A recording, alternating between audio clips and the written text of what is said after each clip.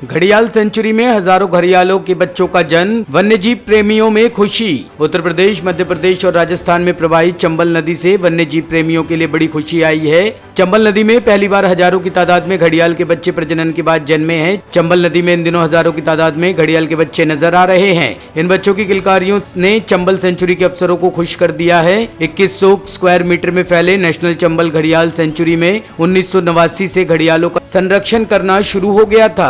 राष्ट्रीय चंबल सेंचुरी के अफसरों की माने तो 3 राज्यों में पसरी चंबल नदी में एक अनुमान के मुताबिक 5000 के आसपास घड़ियाल के छोटे छोटे बच्चे पानी में तैरते हुए दिखाई दे रहे हैं। उत्तर प्रदेश, मध्य प्रदेश, राजस्थान में प्रवाहित चंबल नदी में दुर्लभ प्रजाति के घड़ियालों को संरक्षण के मद्देनजर चंबल नदी को संरक्षित कर रखा गया है। घड़ियाल के इन बच्चों को चंबल नदी में पानी में तैरते हुए देखा जा सकता है। वहां से लेकर इटावा तक करीब 70 किलोमीटर के दायरे में इतनी बड़ी तादाद में इससे पहले घड़ियाल के बच्चों को प्रजनन करने के बाद नहीं देखा गया। जितनी तादाद में घड़ियाल के बच्चे चंबल में नजर आ रहे हैं, उसे देखकर यही कहा जा सकता है कि यह तादाद दुर्लभ प्रजाति के घड़ियाल की तादाद में इजाफा करने के लिए पर्याप्त समझी जा रही है। चंबल नदी में पहली दफा इतनी बड़ी तादाद में घड़ियाल के बच्चे चंबल में पानी में नजर आ रहे हैं। कसाऊ में चंबल नदी के किनारे एक ऐसा मनोरम दृश्य देखने को मिला है, जहां पर एक विशालकाय घड़ियाल अपनी पीठ पर सैकड़ों की तादाद में अपने मासूम बच्चों को बिठाए हुए हैं। उसे देखने के बाद इंसानी बच्चों के दुलार की याद आ जाती है। यह एक ऐसा घड़ियाल है जो बड़े आराम से अपनी पीठ पर बच्चों को बिठाए रहता है।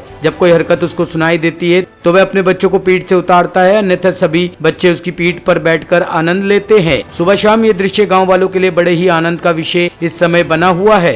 इन बच्चों की रखवाली के लिए चंबल सेंचुरी की ओर से रखे गए घड़ियाल रक्षक सेवक गांव वालों की मदद से बच्चों की निगरानी करने में लगे हुए हैं। कसोआ गांव के रहने वाले कुंवर सिंह का कहना है कि इन छोटे छोटे बच्चों को देखने के लिए दूर दराज के लोग आए दिन आते रहते हैं। इन बच्चों को देखने के बाद लोग बेहद ही खुश होते हैं। चंबल में साल 2007 से फरवरी 2008 तक जिस तेजी के साथ किसी अनजान बीमारी के कारण एक के बाद एक करके करीब 125 से भी अधिक तादाद में घड़ियालों की मौत हुई थी, उसने समूचे विश्व समुदाय को चिंतित कर दिया था। ऐसा प्रतीत होने लगा था कि कहीं इस प्रजाति के घड़ियाल किसी किताब का हिस्सा न बनकर रह जाए। घड़ियालों के बचाव के लिए तमाम अंतर्राष्ट्रीय संस्थाएं आगे आई और फ्रांस, अमेरिका सहित तमाम देशों के वन्यजीव विशेषज्ञों ने घड़ियालों की मौत की वजह तलाशने के लिए तमाम शोध कर डाले। घड़ियालों की हैरतअंगेज तरीके से हुई मौत में वहाँ वैज्ञानिकों के एक समुदाय ने इसे लीवर क्लोसिस बीमारी को एक वजह माना, तो वहीं दूसरी ओर अन्य वैज्ञानिकों के समूह ने चंबल के पानी में प्रदूषण की वजह से घड़ियालों की मौत को कारण माना। वहीं दवी जुआ में घड़ियालों की मौत के लिए अवैध शिकार एवं घड़ियालों की भूख को भी जिम्मेदार माना गया है।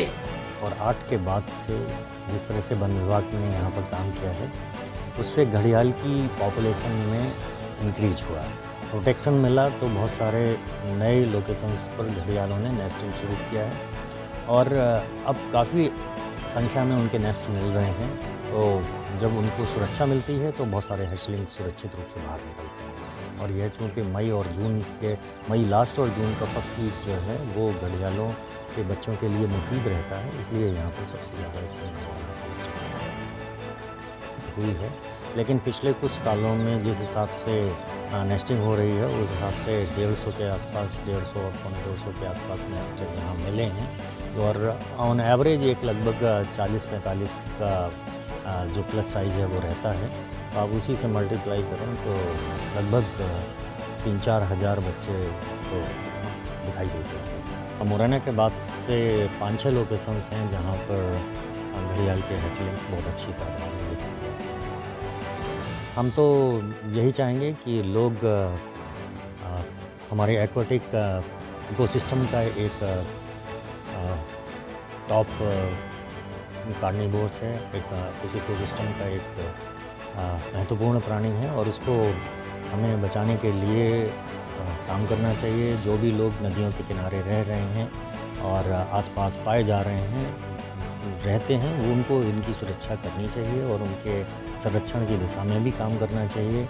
और हो सके तो उनके प्राकृतवास में जो उनका भोजन इत्यादि है उनकी भी सुरक्षा करनी चाहिए, जिससे उन्हें इधर उधर ना भटकना। और कभी कभी बरसात के दिनों में जब ये भटक कर हमारे बीच आते हैं तो उनको प्रॉपर फॉरेस्ट डिपार्टमेंट को सूचना देके और उनका वापस रेस्क्यू कराना चाहिए।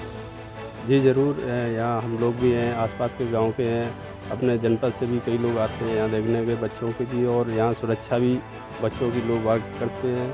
और ऐसा देखा जाता है कि जो घड़ियाल के बच्चे हैं उनको देख के यहाँ के इलाके लोग बहुत खुश नज़र आते हैं।